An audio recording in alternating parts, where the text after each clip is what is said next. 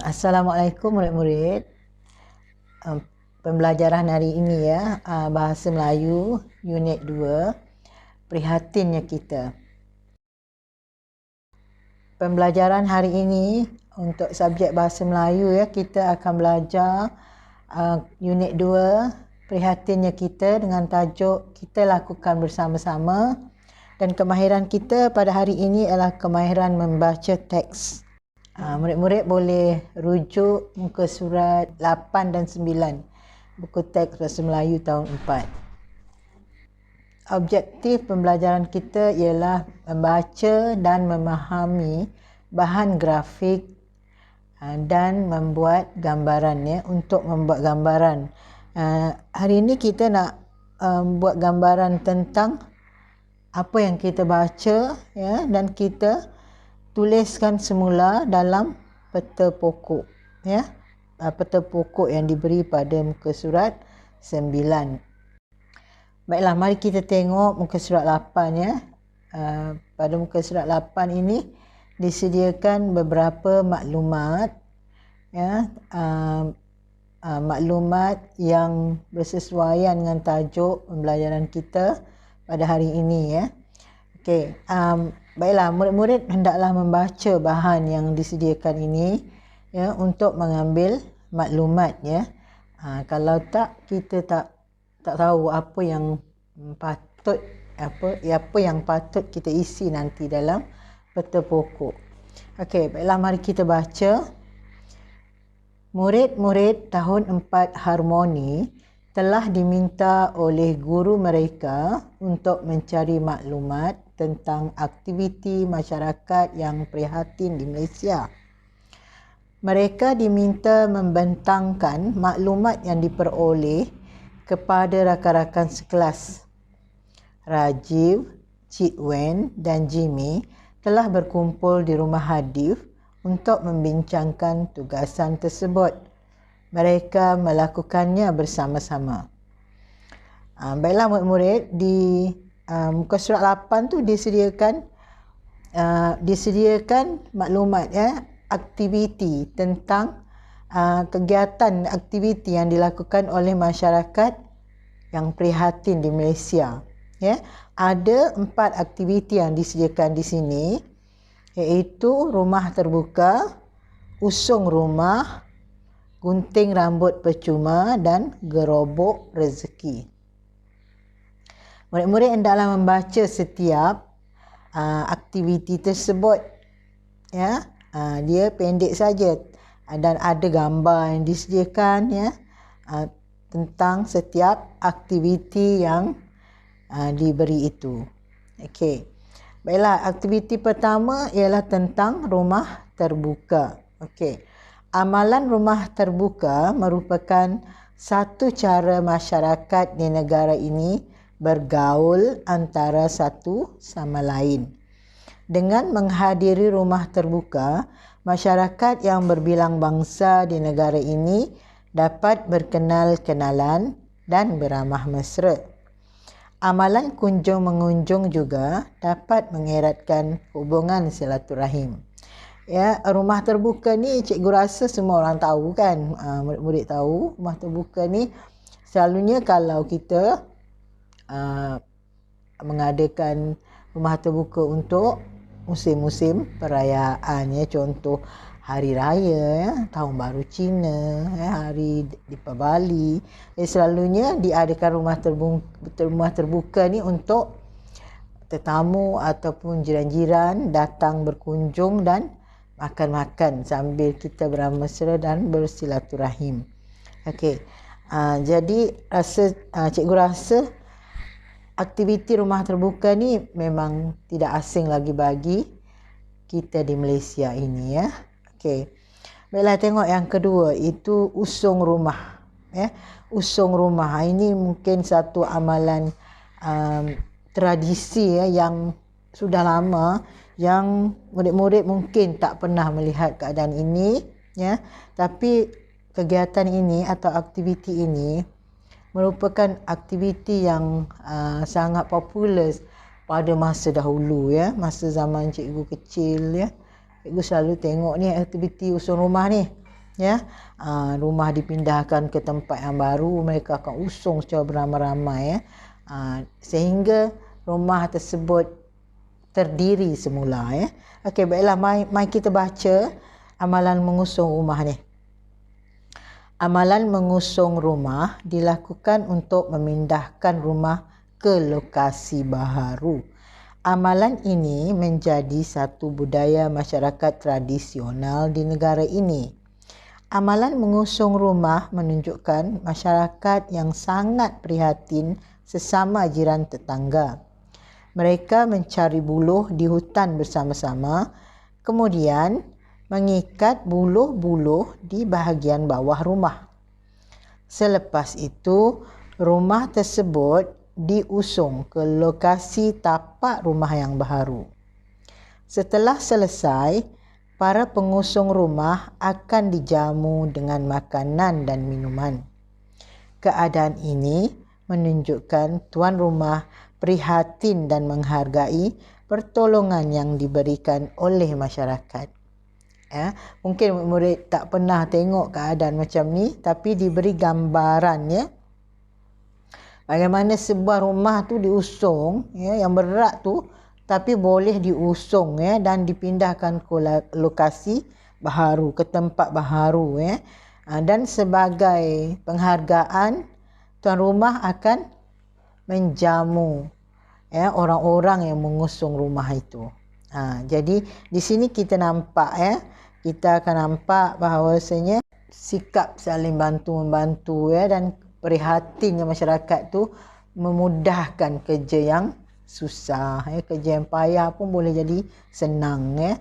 Dan satu lagi kita boleh nampak ialah penghargaan, ya, yang patut kita berikan pada orang yang menolong kita, ya. Kalau di sini penghargaan yang diberikan oleh tuan rumah kepada orang-orang yang mengusung rumahnya. Okey, cikgu harap murid-murid faham, ya, dan boleh mengambil maklumat di situ.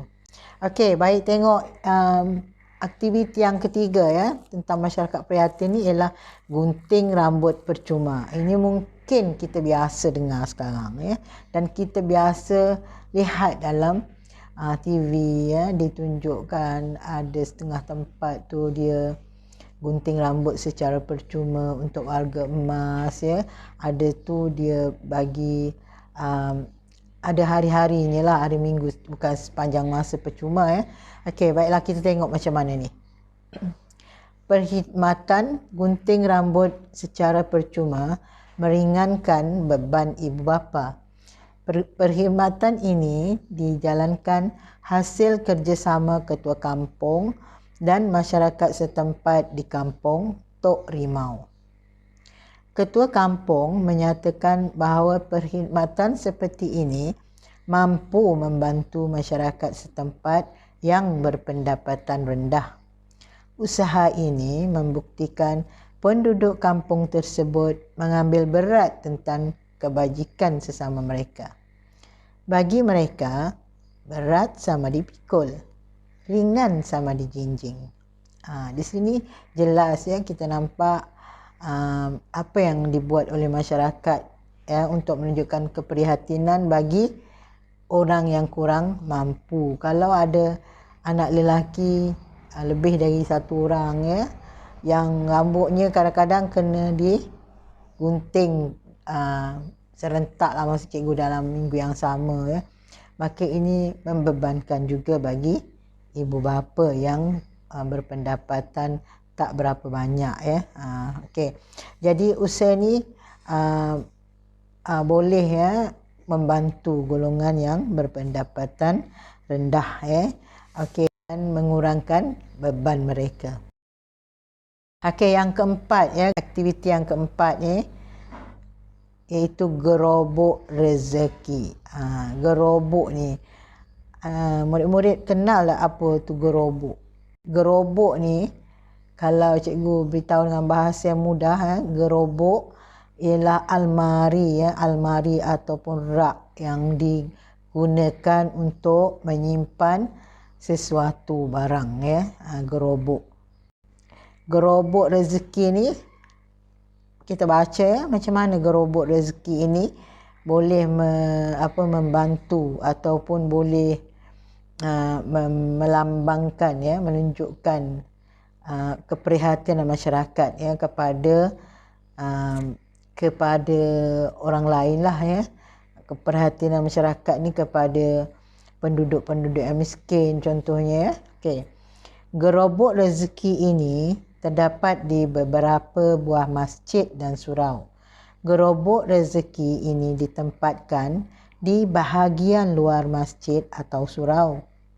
Hal ini bagi memudahkan golongan miskin mengambil barangan keperluan mereka. Barangan tersebut disumbangkan oleh masyarakat setempat yang ingin berkongsi rezeki. Barang-barang yang disediakan termasuklah beras, tepung, susu bayi, minyak masak dan sebagainya. Gerobok rezeki ini menunjukkan bahawa masyarakat di negara kita prihatin. Okey, baiklah murid-murid. Cikgu bagi gambarannya sepintas lalu, iaitu orang yang ada kemampuan sedikit, dia akan membawa barang-barang keperluan yang maksudnya barang-barang keperluan ni barang-barang yang kita gunakan hari-hari. Contohnya barang makanan. Jadi kalau orang yang miskin, dia akan rasa terbeban dengan keadaannya kalau mereka tidak mendapatkan bekalan yang cukup. Jadi orang-orang yang ada pendapatan lebih ni, mereka akan bawa makanan-makanan yang selalunya bertin, makanan bertin, dihantar ke gerobok yang disediakan di masjid atau surau, sesuatu kawasan. Dan di situ ada petugas masjid yang akan menjaga untuk memudahkan orang pergi mengambil barang keperluan tu. Dan mereka hendaklah menulis nama, keperluan apa yang diperlukan, di situ. Maksudnya di sini kita nampak mereka tidak perlu pergi ke kedai untuk membeli. Orang-orang yang nak ambil ni bukan semua orang boleh ambil. Hanya golongan yang tidak berkemampuan. Jadi di sini kita nampak bahawa masyarakat sudah bersedia untuk berkongsi rezeki dengan orang yang kurang kemampuan. Okey, setelah murid-murid membaca maklumat daripada muka surat 8 dan 9, murid-murid hendaklah melengkapkan. Tugasan murid adalah melengkapkan peta pokok dengan faedah amalan masyarakat prihatin, iaitu melalui aktiviti rumah terbuka, usung rumah, gunting rambut secara percuma dan gerobok rezeki. Melalui aktiviti rumah terbuka, usung rumah, gunting rambut secara percuma dan gerobok rezeki. Kalau murid-murid tengok dalam buku tu, peta pokok tu, kalau rumah terbuka, murid-murid cari maklumat di situ, apa yang faedah yang dapat daripada aktiviti rumah terbuka tersebut. Contohnya kita ambil contoh, cikgu bagi contoh satu. Contohnya faedah dia, masyarakat dapat berkenal-kenalan dengan lebih mesra atau dapat merapatkan silaturahim. Itu adalah faedah. Faedah ni adalah kebaikan daripada aktiviti tersebut. Jadi cikgu harap murid-murid dapat ambil faedah daripada setiap aktiviti tersebut. Apa faedah yang kita dapat daripada rumah terbuka, daripada usung rumah, gunting rambut secara percuma dan gerobok rezeki.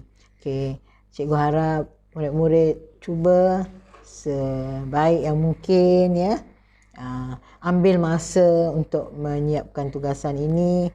Dan sini kita boleh tengok, kita faham apa yang kita baca. Bahan grafik yang kita baca tu, kita faham atau tidak. Maksudnya kalau kita boleh tulis, Di situ maka maksudnya kita faham. Okey. Cikgu harap murid-murid mencuba ya. Okey, selamat belajar.